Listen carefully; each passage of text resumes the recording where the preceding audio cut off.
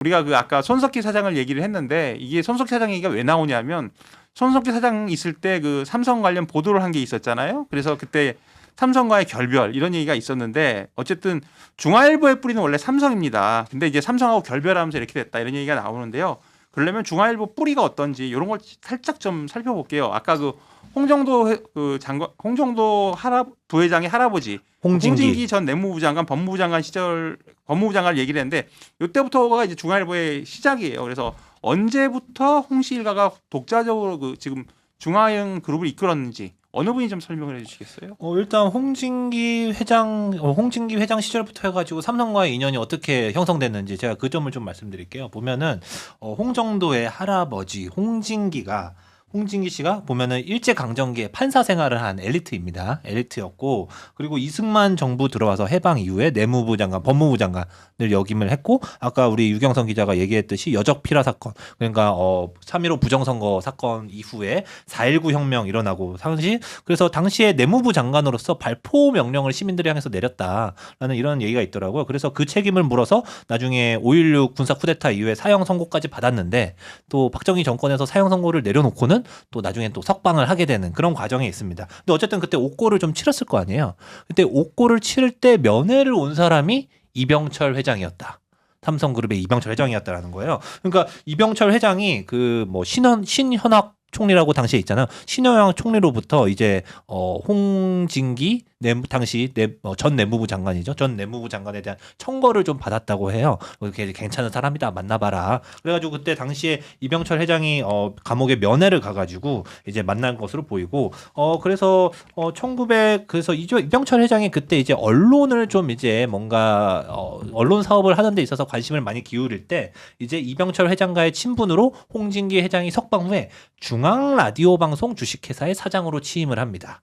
그리고 나중에 1965년에 중앙일보를 창간하고 그다음에 1967년에는 되게 역사적인 사건인데 홍진기 회장의 딸 홍라이와 이병철 회장의 아들 이건희가 이제 가족이 되죠. 그러면서 이제 사돈 관계로 단단하게 엮이는 그렇게 되면서 이제 삼성과 중앙그룹의 관계가 시작이 되는 겁니다. 그게 시작이 돼서 사실 어떻게 보면은 이제부터는 좀 약간 역사의 아이러니가 있는데 1971년에 그 동양방송을 설립을 해요. 중앙그룹에서 동양방송을 설립하고 이제 TBC라고 하죠. TBC. 네, TBC가 나중에 이제 그 유전자가 JTBC가 되는 거잖아요. 우리 어렸을 때 TBC 있었어요. 네, TBC가 그때 뭐 예능으로 엄청 유명했다고 그러더라고요. 그래서 그때 언론 통폐합 때 TBC 없어졌잖아. 네. 나 그때 지금도 기억나는 게 KBS나 MBC보다 TBC가 제일 재밌었어요. 예능 프로그램이. 그래서 근데 어느 날 없어진다는 거야. 그래서 옥상에서 좀 긍정적으로 드리는 말씀입니다. 뭐 갑자기 태극기나 애국가 올리네 막 이러면서 이제 하면 나 내려가. 그래서 그때는 뭐가 뭔지 모르니까 이거 왜 없어지지? 막 이랬었거든요. 그래서 굉장히 즐겨보던 방송, 재밌는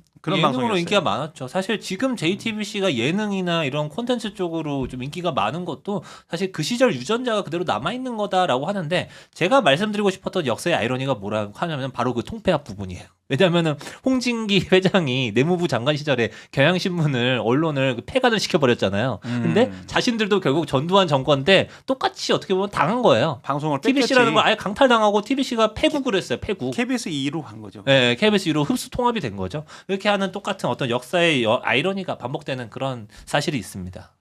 그런데 이제 그렇게 해서 제가 좀 하나 덧붙이면은 이게 그래서 삼성그룹이었잖아요. 그래서 네. 이제 어느 순간 그 분리가 됐는데 타사 선배 중에 이제 더 위에 선배들 중에 물어보니까 자기 그 중앙일보 입사한 다음에 삼성그룹 연수 다녀왔다 그러더라고. 근데 이제 그럼 그분은 입사를 90년대에 하신 건가요? 그렇죠. 왜냐하면 이제 갈라선 시점이 완전히 갈라선 시점이 99년도잖아요. 그러니까 그러면은 그 이전에 빨리 입사를 하신 거지. 난 저보다 예. 앞서는데. 네, 그래서 그랬는데 여하튼 이 분리가 되고 나서 여하튼 굉장히 잘 나갑니다. 중앙일보는 여전히 잘 나가고 저도 지금 기억이 남는 게 중앙일보가 원래 이제 3등 신문이었잖아요. 조중동 하면은 사실 동아일보보다 뒤였고 저도 어렸을 때 그냥 아무 생각 없이 아무 영향 생각 없이 집에 중앙일보를 잠시 보던 시절이 있었어요. 근데 왜 이렇게 좀 배달도 잘 안 되고 오탈자도 많냐 막 이런 말을 했었거든. 그때만 해도 중앙일보가 그렇게 좋지 않았어요. 근데 제가 대학교도 한 졸업 즈음에 돼가지고 뭐 학교 한자 한글로 폰트 바꾸고 제목을 학교 앞에다 막 목가지를 막 뿌리듯이 뿌려. 근데 이제 그때부터 신문이 확 좋아지더라고. 돈 냄새 나고. 그때 아마 90년대 이때 말씀하시는 것 같아요. 저는 TV 광고도 기억나거든요. 그때 아마 40, 50대 분들은 지금 기억하실 텐데 그 섹션 신문을 처음으로 시도하면서 그 섹션에 대한 강조를 엄청 열심히 했던 그 기억이 나거든요. 중앙일보가 아무튼 그 선도적인 그룹인 건 맞고 신문도 어쨌든 동아일보를 잠시 제꼈으니까 사실 지금도 아마 지키고 있을 거예요. 동아일보 기분 안 좋겠지만. 근데 그럴 때 중앙일보가 좀 장점이 이 정치적으로 보수인데 진보 정권이 들어서면 또 그쪽으로 좀 약간 이렇게 맞춰주기도 해. 그래서 그렇죠. 어느 정권이 되든 이렇게 좀 안고 가려고 하는 그런 게 있었어요. 이게 뒤에 좀 말씀을 드릴 텐데. 그런데 어쨌든 중앙일보가 삼성의 뿌리를 가졌지만 우리가 지금 중앙일보의 경영난을 다루고 있습니다. 그런데 이 손석희 사장 시절에 이제 삼성 보도를 하잖아요. 최순실 뭐 문제 나오고 그러면서 이제 이재용 회장이 구속되는 그런 관계가 됐는데 홍라희 여사가 당시에 그 홍석현 회장에게 여러 번 그 우려 표명을 했었다고 하는 이야기도 있더라고요. 네, 그 홍라희 리움미술관 명예관장이 이재용 당시 삼성전자 부회장이 구속되고 나서 홍석현 회장에게 그러니까 동생한테 가슴이 찢어진다라는 메시지를 보냈다고 해요. 이게 어떻게 알려졌냐면 홍석현 회장이 한 언론 인터뷰에서 누이가 카톡을 보내서 가슴이 찢어진다고 하더라. 그게 모성이다라고 말을 한 게 있어요. 그리고 이제 당시 최순실 게이트 이후에 삼성의 이제 미전실이 해체가 되잖아요. 그리고 홍라희 당시 리움미술관 관장이 관장직을 내려놓습니다. 예, 그때 이재용 당시 부회장이 외가에 엄청나게 서운해했었다라는 보도도 있었고요. 근데 홍석현 회장은 뭐 그걸 보면서 피가 통한 조카인데 뭐 당연히 가슴이 아프다 이렇게 말을 했었습니다. 그러면서 삼성하고 관계가 틀어져서 경영이 어려워지고 이게 지금까지 오는데 영향을 미쳤다. 이런 얘기가 지금 있잖아요. 이게 막 굉장히 많이 나오는 얘기인데 이것 때문에 뭐 회사가 엉망진창이 된 것처럼 하는 그런 얘기들도 많이 있는데 이게 맞는 얘기예요? 사실 이거는 뭐 JTBC나 뭐 이런 데 내부 구성원들도 조금씩 하긴 하는 얘기인데 저는 그렇게 논리적이거나 근거가 있는 얘기라고 보이진 않아요. 그러니까 사실 손석희 사장 체제에 들어와서 되게 일대 변화가 일어났던 건 맞죠. JTBC가 근데 그 당시에 최순실 그 국정농단이 있지 않았습니까? 최순실 국정농단이 있으면서 거기에 삼성그룹이 뭐 말 3마리나 이런 걸로 좀 많이 엮여 있었기 때문에 당연히 근데 보도를 그걸 안 할래야 안 할 수 있었을까?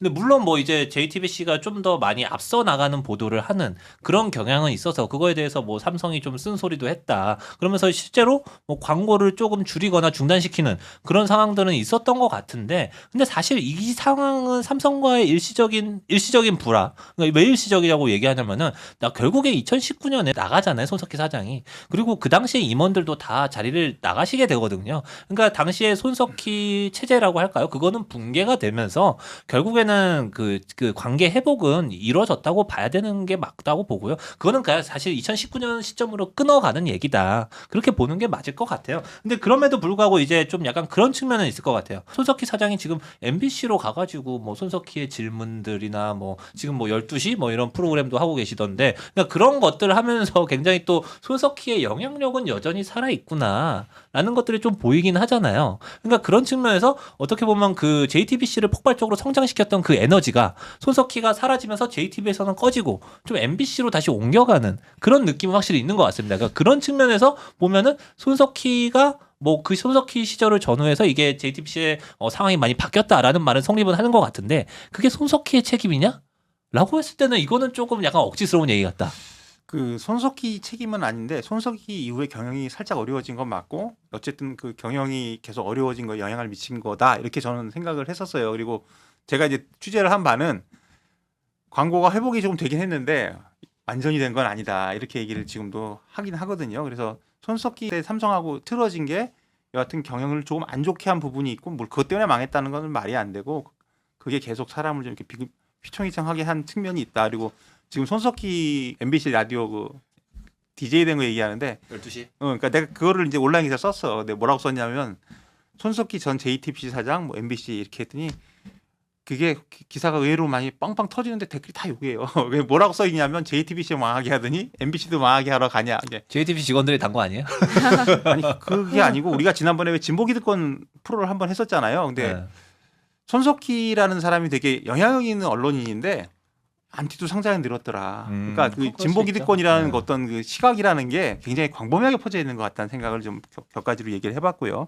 그런데 이 JTBC가 이제 잘 나갈 때라기보다 JTBC 한참 할 때 홍석현 회장의 이 대권 도전설이 좀 나왔었습니다. 그래서 뭐 손석희 씨를 사장에 영입하고 뭐 중앙일보는 보수, JTBC는 약간 중도 보수 정도 되겠죠. 이렇게 해서 보도를 내보냈는데 이게 양쪽을 다 겨냥하고 한 거 아니냐, 그래서 이게 대선 행보 아니냐 이런 식으로 얘기를 했는데 그거에 대해서 좀 말씀을 해주시겠어요? 이거 2017년 대선 그때 얘기하는 거 아니에요? 그러니까 그 국정농단 사건 직후로 이제 박근혜 전 대통령이 탄핵되고 이제 바로 대선이 벚꽃 대선이 2017년 5월에 열리는 그 직전 상황에 이제 갑자기 홍석현 대권설이 이제 막 불지표 오르기 시작했는데 사실 제가 그때 그 국민의힘 계열 정당 그때 당시에 이름이 뭐죠? 새누리당에서 뭐 이렇게 넘어갈 때 그때 제가 출입 기자여서 좀 기억을 잘 하고 있는데 그때 상황이 뭐냐면요. 보수에서는 대표적인 주자가 없었어요.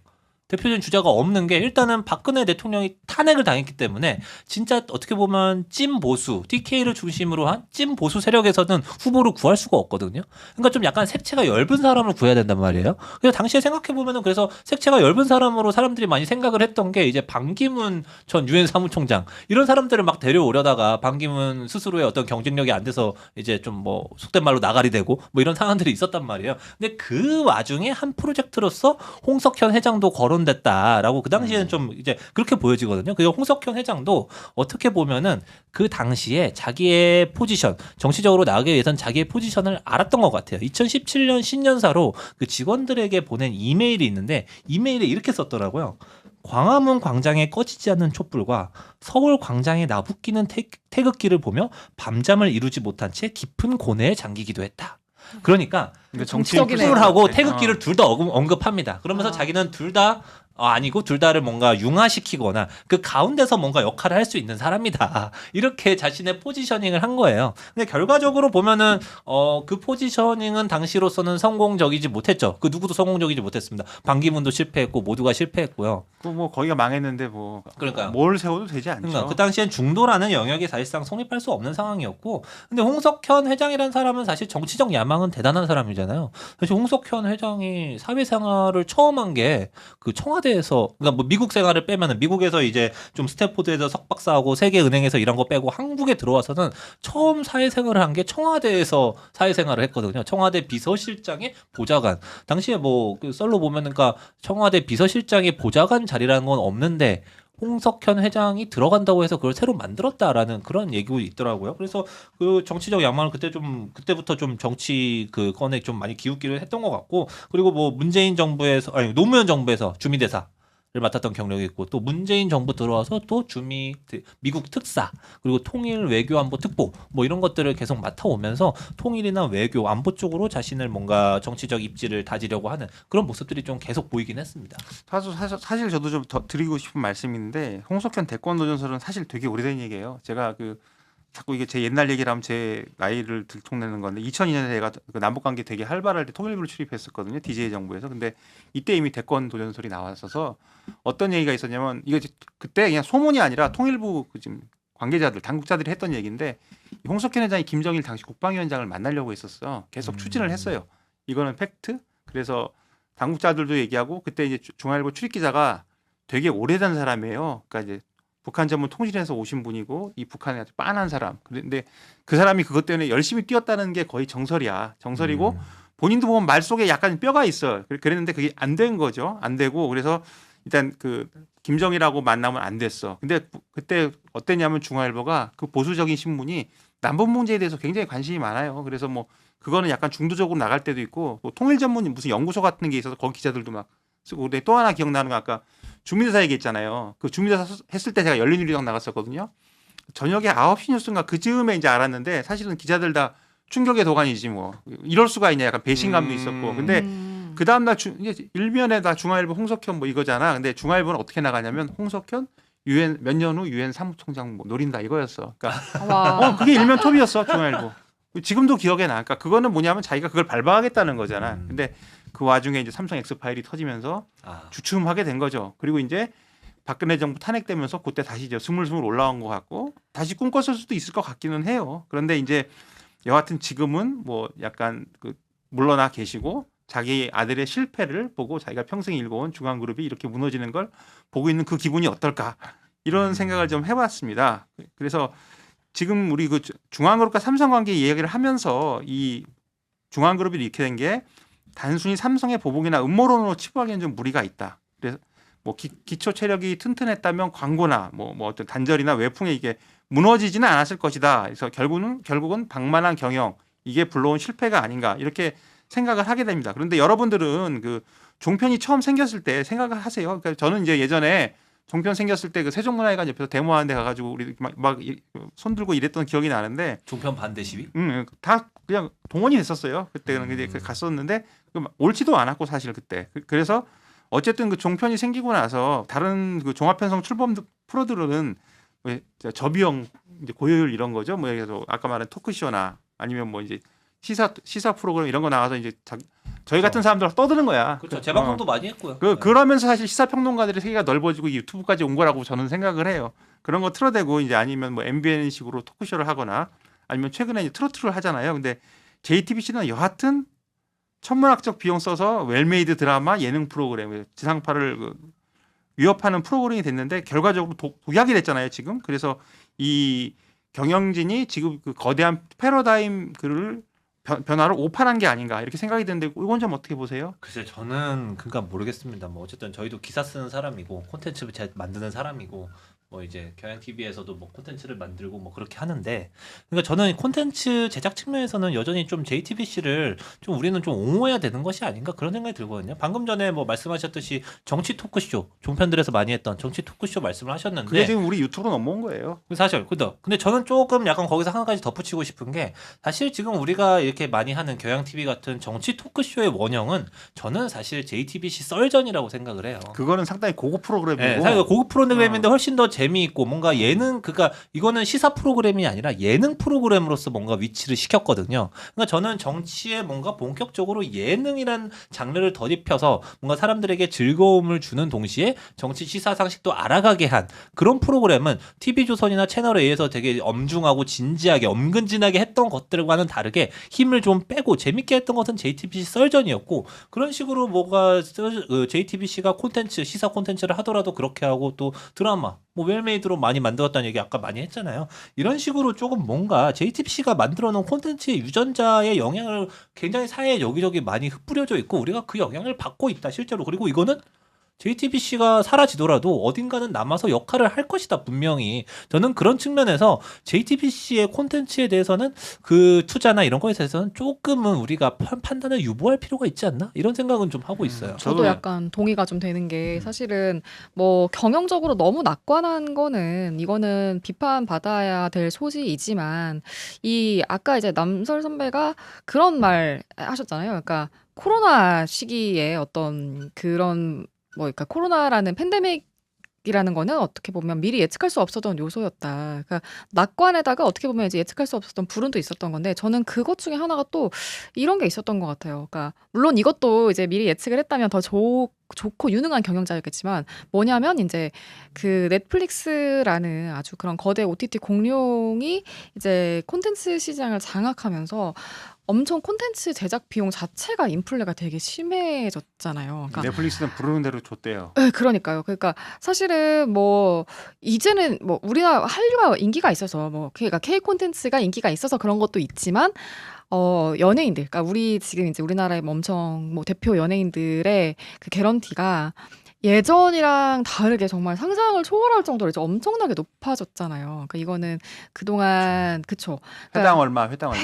회당 얼마. 근데 네. 입이 떡떡 벌어지는 그게 액수를 거의 이제 제작 옛날 같으면 제작 한 편 할 만한 그런 액수잖아요. 맞습니다. 그러니까 그렇게 엄청 제작비 자체가 많이 올라갔다라는 그런 거. 근데 이거는 사실은 뭐 어떻게 보면 시장 자체의 판도가 변한 거잖아요. 그래서 그러니까 그 부분이 그렇게 애초에 공격적인 투자를 할 때 얼마나 예측 가능했을까라는 생각은 조금 들긴 하더라고요. 그러니까 사실 지금 JTBC의 몰락을 보면서 거기에 대해서 이제 콘텐츠 과감한 투자 그것이 결국 짐이 됐다라고 하면서 쾌재를 부르실 분들이 있습니다. 바로 콘텐츠 회사의 대표님들이에요. 야 봐라 이런 식으로 투자를 괜히 돈 무리하게 써봐야. 하면 안 돼. 네. 우리 관리도 좀 해야 돼. 그러니까 이제 모든 콘텐츠를 만드는 회사 그 경영진에 그 JTBC가 변명거리가 되면 안 된다. 저도 그 걱정은 했어요. 뭐냐면 JTBC가 굉장히 좋은 프로그램을 많이 만들잖아. 드라마도 그러고. 근데 우리가 살려면 앞으로 MBN이나 이렇게 해서 좀 조그만 소규모 예능이라든가 드라마도 어디서 좀 어설픈 거 이런 거 만들어야 되는데 그러면 뭐가 되냐면 프로그램마다 이제 그런 거 경쟁적으로 만들어내게 되면 우리가 보는 프로는 좀 저질이 되겠죠. 그런데 그럼에도 불구하고 처음에 시작할 때 우리가 그 JTBC라는 방송을 갖게 된 배경 같은 거는 굉장히 문제가 많았기 때문에 JTBC가 만들어낸 프로에 대해서는 굉장히 긍정적으로 보고 평가를 하지만 과연 그 얻는 과정이나 지금의 결과가 옳았느냐에 대해서는 시청자들의 판단에 맡기는 게 어떨지 그건 그렇죠. 네. 그런 생각이 들고요. 저도 이제 하나만 드리면 이거는 그냥 그쪽 사람들한테 들은 건데 중앙일보 그룹이 이렇게 된 게 우연의 일치라고도 해요. 뭐냐면 왜 하필이면 이러냐 하면서 JTBC 얘기했고 그런데 이제 그 JTBC 메가박스 보강 이런 게 있잖아요. 근데 JTBC는 OTT가 들어오면서 어려워졌고 같은 시기에 그다음에 메가박스는 코로나 다 비슷한 시기죠. 그다음에 보강그룹 피닉스파크가 있잖아요. 근데 피닉스파크가 요새 사람들이 해외여행이 자유화되면서 예전처럼 스키를 안 탄대요. 그러니까 그것도 어렵다는 거야. 그러니까 세 가지가 다 어려워지니까 이건 견딜 도리가 없더라. 이렇게 얘기를 합니다.